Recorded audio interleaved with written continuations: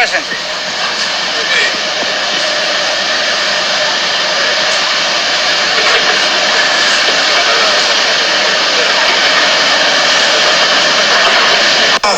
Merci pour notre collègue les Guatémaltèques d'avoir arrivé.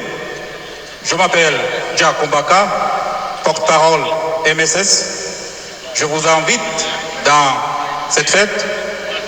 Et avant de continuer, je vais inviter notre force commandant du MSS, Monsieur Godfrey Otungé.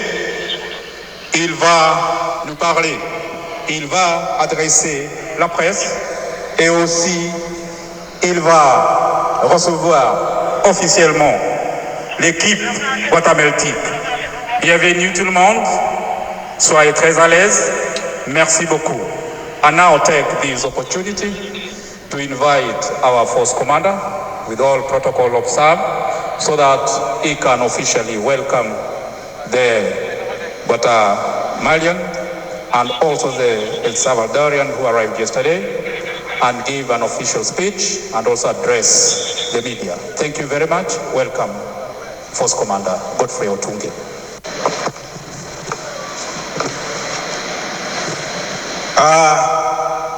Good afternoon,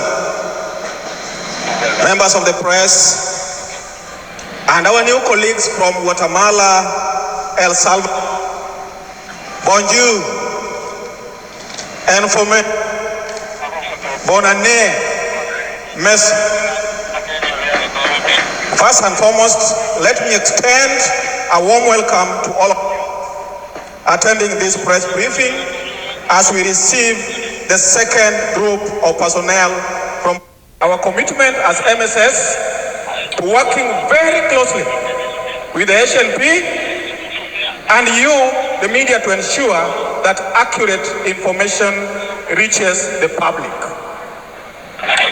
Yesterday, we welcomed the first group of Guatemalan officers along with an advance team of officers from El Salvador. These reinforcements will significantly enhance our capacity to combat criminal gangs. Today, as we are here again to receive the second and the final group of Guatemalan officers, I extend my sincere gratitude to the government of Guatemala for their support and for demonstrating true solidarity with the Asian people.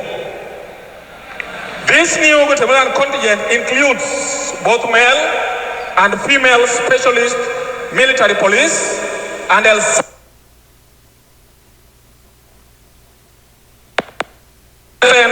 our fight against the gangs. Let me be to the Asian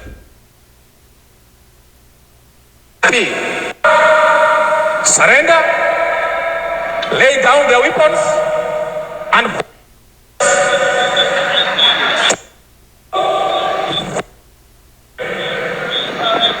we are and we've been and will continue to be prepared.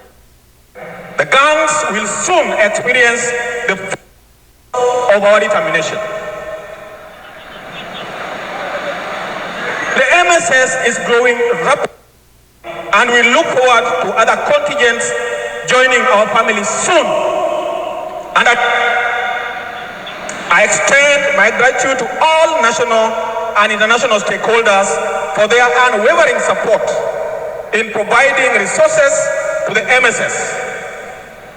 As we welcome more personnel from contributing countries, we plan to open additional forward operating bases beyond those already established. Who have committed and are yet to deploy their to the MSS mission in Ayiti. Now is the time, and the time is now. Ayiti urgently needs your support. The MSS will continue with the Haitian government, Haitian national and Haitian people. Our cooperation has grown stronger over time, and the results, the MSS the Asian in the anti-bonnet and quest departments have been doing commendable work. With the addition of the Guatemalan and El Salvador forces, the gangs will have nowhere to hide. We will enroute them out on land, on air, on water, and the cyberspace, and even root them out of their